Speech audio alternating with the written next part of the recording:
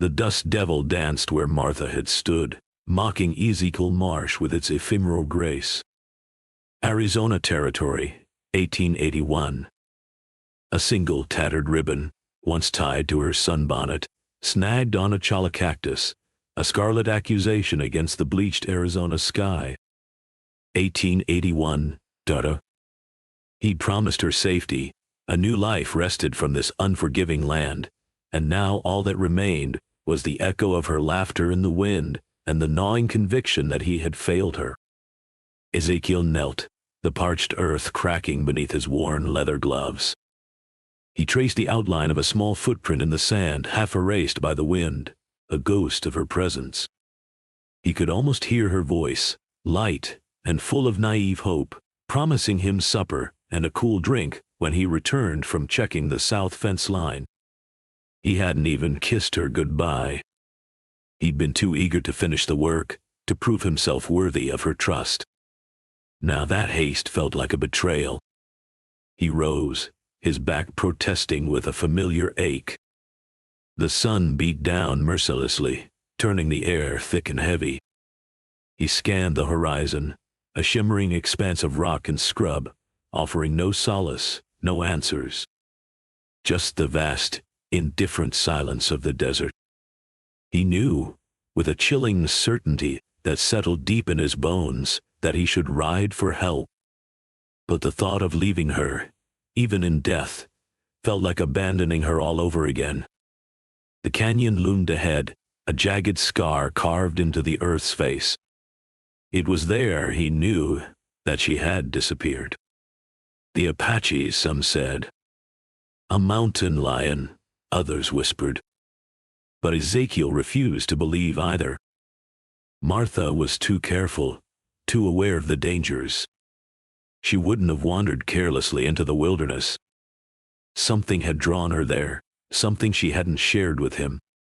And the thought of that unknown, that secret she carried to her grave, festered within him like a slow poison.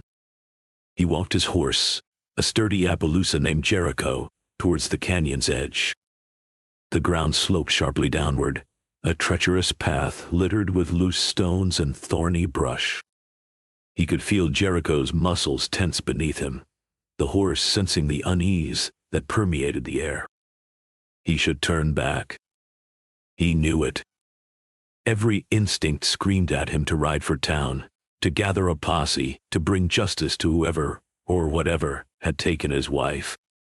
But the memory of Martha's trusting eyes, the weight of his broken promise, held him captive. He dismounted, tying Jericho to a stunted juniper tree. The canyon wind, a dry, rasping whisper, tugged at his hat, carrying with it the scent of dust and decay. He peered over the edge. The canyon floor was a dizzying drop, a jumble of rocks and shadows. He could see nothing, hear nothing, save the relentless wind. He imagined Martha down there alone and afraid, her last moments filled with terror. And the thought of her suffering, her unanswered cry for help, ignited a cold fury within him. He began to descend, slowly, carefully, his boots slipping on the loose scree. He clung to the rocky walls, his knuckles white with effort. The sun was beginning to dip below the horizon, casting long, ominous shadows across the canyon floor. He knew he was running out of time. He should have brought a lantern. He should have brought someone with him. But he couldn't bear the thought of sharing this grief, this burden of guilt, with anyone else. The air grew cooler as he descended, the wind intensifying, swirling around him like a ghostly embrace. He imagined Martha's presence, a faint whisper in the wind, guiding him, urging him onward. Or was it mocking him, reminding him of his failure? He couldn't tell. He was lost in a haze of grief and regret, driven by a desperate need to find some trace of her, some clue to her fate. He reached the canyon floor, his legs trembling with exhaustion. The shadows deepened, obscuring the details of the landscape. He felt a growing sense of dread, a primal fear that resonated deep within his soul. He was not alone. He could feel it, a presence watching him from the darkness. He strained his eyes, searching for any sign of movement, any hint of danger. But there was only silence, a heavy, oppressive silence that amplified his every breath. He began to search, methodically, painstakingly, his eyes scanning every rock, every crevice. He called out Martha's name, his voice hoarse and strained, swallowed by the vastness of the canyon. There was no response, only the echo of his own despair. He found a scrap of fabric, torn from her dress, snagged on a thorny bush. He clutched it in his hand, a tangible reminder of his loss. It smelled faintly of lavender, her favorite scent. The memory of her gentle touch, her loving smile, flooded his mind, and he wept. He walked deeper into the canyon, his hope dwindling with each step. The darkness closed in around him, blurring the line between reality and illusion. He imagined faces in the rocks, whispers in the wind, phantoms born of his grief and guilt. He stumbled, falling to his knees, his body racked with sobs. He was lost, alone, and utterly defeated. He had failed her. He had failed himself. He looked up, his eyes blurring with tears. And he saw it. A glint of metal in the fading light. He scrambled to his feet, his heart pounding in his chest. He approached cautiously, his hand reaching for the ranch hand at his hip. He knelt down, brushing away the dust and sand. It was a silver locket, the one he had given Martha on their wedding day. He opened it, his fingers trembling. Inside were two tiny portraits, one of him and one of her. He stared at the portraits, his mind reeling. He remembered the day he had given her the locket, the joy in her eyes, the promise of a lifetime together. He had believed in that promise. He had believed in her. But now, all that remained was this empty locket, a hollow symbol of his shattered dreams. And he began to question everything he had ever believed in. His faith, his love, his sense of justice. He noticed something else, etched into the back of the locket. A single word, barely visible in the dim light. The Drifter. The name hit him like a physical blow. The Drifter was the leader of a small band of renegade Apaches, known for their ruthlessness and their hatred of white settlers. He had heard stories of their raids, their brutality. He had dismissed them as rumors, exaggerations. But now he knew the truth. He closed the locket, his hand clenching into a fist. He knew what he had to do. He had to find the Drifter. He had to avenge Martha's death. He had to bring justice to those who had taken her from him. But as he stood there, in the gathering darkness, he felt a flicker of doubt. Could he truly take another man's life? Could he become the very thing he despised? The moral pressure of vengeance settled heavy upon him. He remembered Martha's words, her gentle plea, "Ezekiel, don't let this land harden your heart." He had promised her he wouldn't. He had promised her he would remain a good man, even in the face of adversity. But now, that promise seemed impossible to keep. He was consumed by rage, by a thirst for revenge that threatened to overwhelm him. He looked up at the canyon walls, their jagged peaks silhouetted against the darkening sky. He felt trapped, not just by the canyon itself, but by the weight of his own conscience.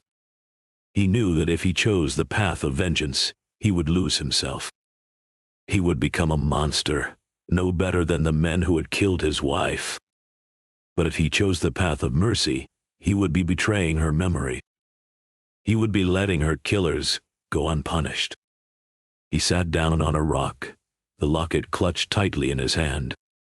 He closed his eyes, trying to find some guidance, some solace in the silence. He thought of Martha, her kindness, her compassion. He remembered the way she had nursed a wounded bird back to health, the way she had always found good in everyone, even those who didn't deserve it. He realized that the best way to honor her memory was to live as she had lived, with love and forgiveness in his heart. He opened his eyes, his gaze fixed on the distant stars. He knew that he couldn't bring Martha back. He knew that he would never truly be free from the pain of her loss.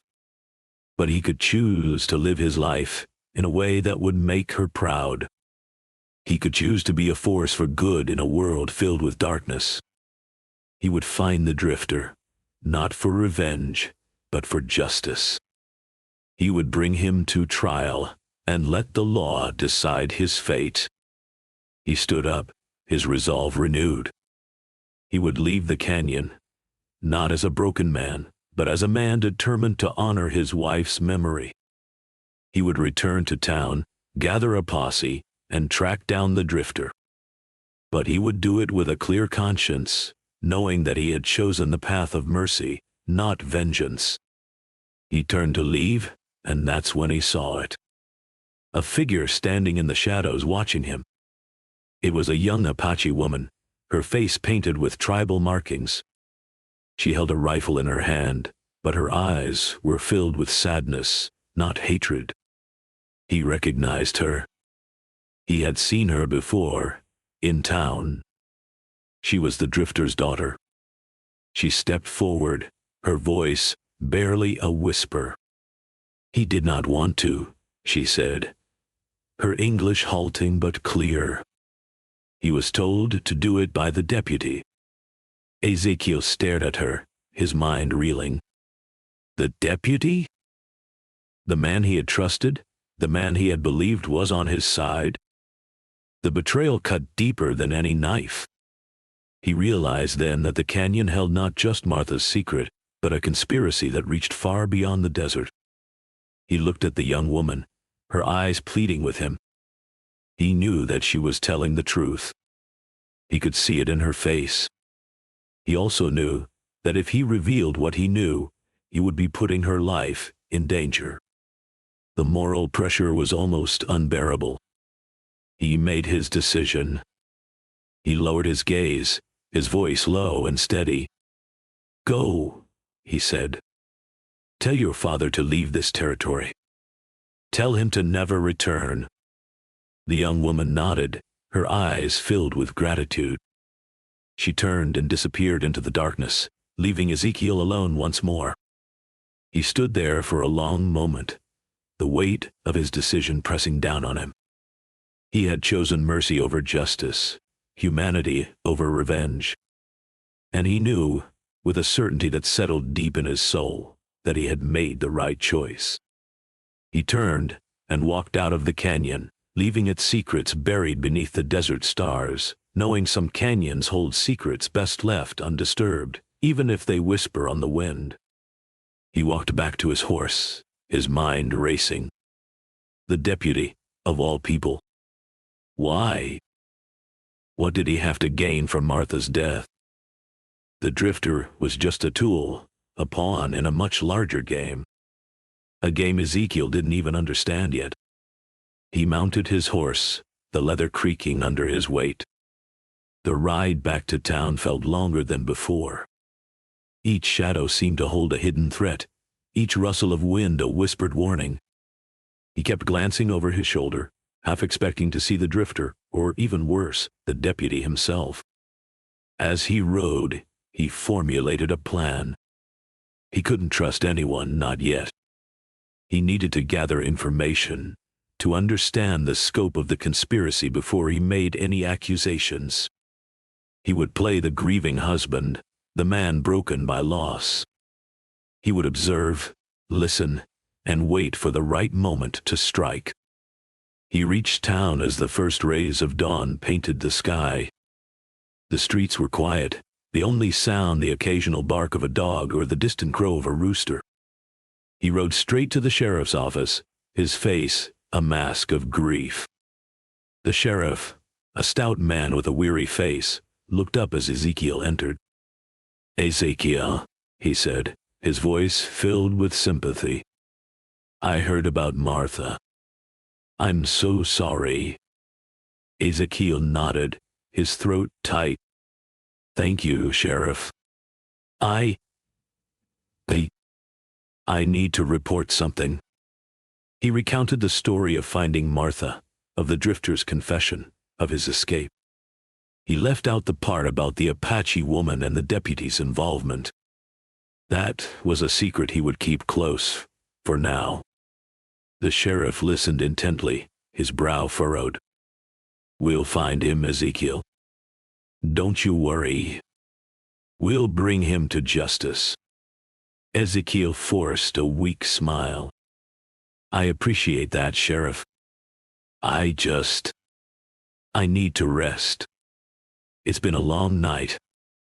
He left the sheriff's office and headed to his house. It felt empty without Martha's presence. Her laughter, her warmth, were gone, replaced by a chilling silence. He sat on the porch, staring at the empty rocking chair, his heart aching with grief and anger. He spent the next few days in a haze of mourning. He attended the funeral, accepted condolences from friends and neighbors, and played the part of the grieving widower to perfection. All the while, he observed. He watched the deputy, noticing his nervous tics, his evasive glances. He listened to the townspeople, piecing together fragments of information, searching for clues. He learned that the deputy had been in town for about a year, having arrived shortly after a series of land disputes between the townsfolk and a wealthy rancher named the Widow. Blackwood was known for his ruthless tactics and his desire to control all the land in the territory. A thought began to form in Ezekiel's mind. The preacher be involved in Martha's death? Could the land disputes be connected to the conspiracy? It was a long shot, but it was the only lead he had. He decided to pay Blackwood a visit. He saddled his horse and rode out to the ranch, his hand resting on the handle of his revolver. He knew he was walking into a dangerous situation, but he was determined to uncover the truth, no matter the cost. Blackwood's ranch was a sprawling complex of buildings, surrounded by miles of barbed wire fence. The barkeep approached. He was met by 2 armed guards who eyed him suspiciously. "What do you want?" one of them asked, his voice gruff. "I'm here to see Mr. Blackwood," Ezekiel replied, his voice calm but firm. The guard hesitated, then nodded. "Wait here." He disappeared into the main house, leaving Ezekiel standing in the dusty yard. He waited patiently, his senses on high alert. After what felt like an eternity, the guard returned. "Mr. Blackwood will see you," he said, gesturing towards the house. Ezekiel followed the guard inside, his eyes scanning the opulent surroundings. The house was filled with expensive furniture, paintings, and artifacts, a testament to Blackwood's wealth and power. He was led into a large study, where Blackwood sat behind a massive oak desk. He was a tall, imposing man with a stern face and piercing eyes. He looked up as Ezekiel entered, his expression unreadable. "Ezekiel," he said, his voice deep and resonant. "I was sorry to hear about your wife. A tragic loss." "Thank you, Mr. Blackwood," Ezekiel replied, his eyes fixed on the rancher's face. "I'm here because I believe her death may be connected to something bigger than I initially thought." Blackwood raised an eyebrow, his expression curious. "And what might that be?" Ezekiel took a deep breath and began to speak, carefully choosing his words. He told Blackwood about the drifter, about the deputy's involvement, and about the land disputes that had plagued the town. He watched Blackwood's face closely, searching for any sign of guilt or deception. The drifter spoke, Blackwood remained impassive, his eyes never leaving Ezekiel's face. The scout finished. Blackwood leaned back in his chair, his expression thoughtful. "A fascinating story, Ezekiel," he said, his voice low and measured. "But I assure you, I have nothing to do with your wife's death. I am a businessman, not a murderer." Ezekiel studied Blackwood's face, trying to discern the truth. He couldn't be sure whether Blackwood was telling the truth or lying through his teeth. But he knew one thing: he was getting closer to the truth, and that made him dangerous. "Perhaps not directly," Ezekiel conceded, his hand still hovering near his revolver. "But influence can be wielded in many ways, Mr. Blackwood died. A word here, a nudge there. Contracts awarded, contracts denied. People can be persuaded to act in your interests." Blackwood steepled his fingers, the sunlight glinting off a heavy gold ring. "Are you accusing me of something, Ezekiel? Because these are serious accusations, carrying serious consequences. I'm asking questions, Mr. Blackwood. Questions that deserve answers." Ezekiel stepped closer to the desk, his voice hardening. "My wife is dead, and I intend to find out why. And if that path leads back to you, then so be it." Blackwood's eyes narrowed. "You're a fool, Ezekiel. You're playing a dangerous game, one you're not equipped to win. You're a barkeep, grieving a loss. I am a man who controls this county. Don't mistake grief for power." Ezekiel ignored the veiled threat. "What do you know about the drifter?" Blackwood chuckled, a low, rumbling sound. "The widow? Just another low-life scoundrel passing through. This land breeds them like flies. What interest could I possibly have in such a creature? He was seen near my property the night my wife died. And he was asking questions about the land disputes. Land disputes are common in these parts, Ezekiel. Everyone wants a piece of the pie. I'm sure the drifter was just looking for an opportunity to exploit the situation." "The preacher Clemens?" Ezekiel pressed, watching Blackwood's reaction closely. "What is his connection to you?" Blackwood's expression remained unchanged. "Clemens is a lawman, however, ineffective. He works for the county, not for me. Although I won't deny, I may have donated to his campaign once or twice." He shrugged, a dismissive gesture. "A good relationship with law enforcement is simply good business." Ezekiel felt a knot of frustration tighten in his stomach. Blackwood was smooth, practiced. Every answer was carefully crafted, designed to deflect suspicion. But Ezekiel wasn't buying it. He could feel the tension in the air, the subtle undercurrent of deceit. "What about the old Miller place?" Ezekiel asked, changing tactics. "The one you've been trying to acquire for years. My wife was against selling. Said it was important to the town." Blackwood's eyes flickered for a fraction of a second, a barely perceptible change. "Barkeep Place is prime land, Ezekiel. A deal for development. Your wife was sentimental, perhaps, but sentimentality doesn't pay the bills. I offered a fair price. She refused. That was her choice. A choice that may have cost her her life." Ezekiel let the words hang in the air, heavy with accusation. Blackwood stood up, towering over Ezekiel. "You're treading on thin ice, Ezekiel. I suggest you leave now, before you say something you regret." Ezekiel stood his ground. "I'm not afraid of you, Blackwood. I've lost everything. What more can you take from me?" Blackwood stared at him for a long moment, his eyes like chips of ice. Then He let out a sigh. Very well, Ezekiel. I can see you're not going to be deterred by threats. I will tell you this. There are forces at play in this town that are far bigger than you realize. Forces that want to see me fail. Forces that would use your grief to their advantage. Be careful who you trust, Ezekiel. Because some people are not who they appear to be.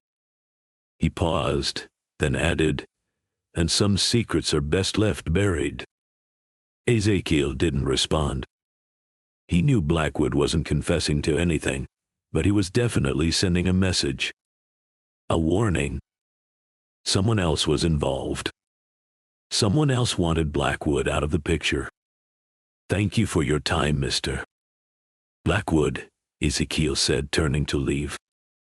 He knew he wasn't going to get any more information from him. But he had learned something valuable. He wasn't just fighting Blackwood. He was fighting someone else too. Someone lurking in the shadows, pulling the strings. The widow walked out of the study. He felt a pair of eyes boring into his back. He knew he was being watched. He knew he was walking into a web of deceit and danger. But he also knew he couldn't back down. Not now. Not ever. He left the house, the two guards flanking him as he walked back to his horse. He mounted, his hand once again resting on the handle of his revolver. As he rode away from the ranch, he glanced back at the house, a dark silhouette against the setting sun. He knew this was just the beginning. The game was afoot, and he was determined to see it through to the end, no matter the cost. He had a feeling he was in over his head, but he was too far in to turn back now. He had a wife to avenge. He rode back to town, the setting sun painting the sky in hues of orange and purple. The beauty of the landscape was lost on him, his mind consumed by Blackwood's cryptic words. Forces bigger than he realized, someone pulling the strings. Who could it be? And what did they want with Blackwood? He replayed the conversation in his head, searching for clues, for anything that might point him in the right direction. Blackwood hadn't denied involvement in Sarah's death, but he hadn't admitted it either. He'd simply deflected, hinting at a larger conspiracy. It was a classic tactic, muddying the waters, sowing doubt. But Ezekiel wasn't buying it, not entirely. He still believed Blackwood was responsible, at least in part. But he couldn't ignore the possibility that someone else was involved, someone who might have even orchestrated Sarah's death to get to Blackwood. He reached the town limits as darkness fell, the lights of the saloons and businesses casting a warm glow on the dusty streets. He dismounted in front of the sheriff's office, tethering his horse to the hitching post. He needed to talk to Miller, see if he had any information about Blackwood's dealings, any enemies he might have made. The preacher was sitting at his desk, nursing a cup of coffee. He looked up as Ezekiel entered, his face etched with weariness. "Ezekiel," he said, his voice flat. "What brings you here this late?" "I need to talk to you, Sheriff," Ezekiel said, pulling up a chair. "The barkeep." Miller sighed, running a hand through his thinning hair. "I figured as much. Look, Ezekiel, I told you before, I can't just arrest Blackwood without evidence. He's a powerful man, and he's got friends in high places." "I know," Ezekiel said. "But I think there's more to this than meets the eye." Blackwood hinted at someone else being involved, someone who wants him out of the picture. Miller's eyes narrowed. "What do you mean?" Ezekiel recounted his conversation with Blackwood, repeating his words as accurately as he could. Miller listened intently, his expression growing more serious with each passing sentence. "He's right about one thing," Miller said, when Ezekiel finished. "Blackwood does have enemies. He's made a lot of enemies over the years, stepping on toes, cutting deals, pushing people around. But I never thought anyone would go this far. Who are these enemies? Ezekiel asked. Who would benefit from Blackwood's downfall? Miller hesitated, his gaze shifting to the window. That's the thing, Ezekiel. There are a lot of people who would benefit. It could be anyone. Give me some names, Ezekiel pressed. Anyone who has a strong motive, someone who has the resources to pull something like this off. Miller sighed again. All right, he said. But you didn't hear it from me. There's the scout, owns the lumber mill. Blackwood tried to run him out of business a few years back. Thorn's a tough old bird, and he doesn't forget a grudge. Then there's the barkeep, runs the general store. Blackwood's been trying to buy her out for years, but she refuses to sell. She's got a lot of support in the community, and she's not afraid to stand up to him. And then there's the cattleman, the town's magistrate. Blackwood's been trying to get him removed from office for months, accusing him of corruption. Thompson's a respected man and he's got a lot of influence. Ezekiel considered the names, weighing the possibilities. Thorn, Rodriguez, Thompson. Any of them could be involved, or none of them. It was a tangled web, and he was just beginning to unravel it. Thanks, Sheriff, Ezekiel said, standing up. This gives me something to work with. Be careful, Ezekiel, Miller said, his voice laced with concern. You're playing a dangerous game. These people are not to be trifled with. I know, Ezekiel said. But I have to do this. The scout. He left the sheriff's office and walked back out into the night. The town seemed different now, more sinister, more dangerous. He was no longer just fighting Blackwood. He was fighting a network of enemies, a conspiracy that reached far beyond the boundaries of the town. He decided to start with the scout. The lumber mill owner seemed like the most likely candidate, a man with a long-standing grudge and the resources to carry out a complex plan. He'd pay Thorn a visit in the morning, see what he could learn. He walked to the hotel, his mind racing. He needed to be careful, to think strategically. He was outmatched, outnumbered, and outgunned. But he was also driven by a burning desire for revenge, a determination that would not be extinguished. He reached his room, a small, sparsely furnished space on the second floor. He lit a lamp, casting a warm glow on the walls. He sat down on the bed, his hand resting on the handle of his revolver. He knew he was walking into a trap, but he was ready. He would not back down. He would not rest until he had uncovered the truth and brought those responsible for Sarah's death to justice, even if it cost him everything. He spent the rest of the night going over the facts in his mind. He tried to piece together the events leading up to Sarah's death, looking for any clues that might connect Blackwood to the other players in town. He thought about Thorn, the lumber mill owner, a man known for his stubbornness and his long memory. He thought about Rodriguez, the general store owner, a woman who had stood up to Blackwood and refused to be intimidated. And he thought about Thompson, the cattleman, the town's magistrate, a man of integrity who had resisted Blackwood's attempts to corrupt him. Ezekiel wondered if any of them were involved in Sarah's death, or if they were simply victims of Blackwood's ruthless ambition. He considered the possibility that Blackwood was working alone, that he was simply a greedy man who would stop at nothing to get what he wanted. But he couldn't shake the feeling that there was more to it than that there was a deeper conspiracy at play. As dawn approached, Ezekiel got up and washed his face. He dressed in his usual attire, a worn leather vest, a pair of sturdy jeans, and a pair of well-worn boots. He strapped on his gun belt, making sure his revolver was within easy reach. He ate a quick breakfast of stale bread and coffee, then headed out into the street. The town was just beginning to stir. The sun was rising over the horizon, casting a golden glow on the buildings. Ezekiel walked towards the lumber mill, his eyes scanning the surroundings. He was alert, cautious, ready for anything. He found Thorn at the mill, overseeing the loading of lumber onto a wagon. Thorn was a large man, with a thick beard and calloused hands. He looked up as Ezekiel approached, his eyes narrowed. "Can I help you?" Thorn asked, his voice gruff.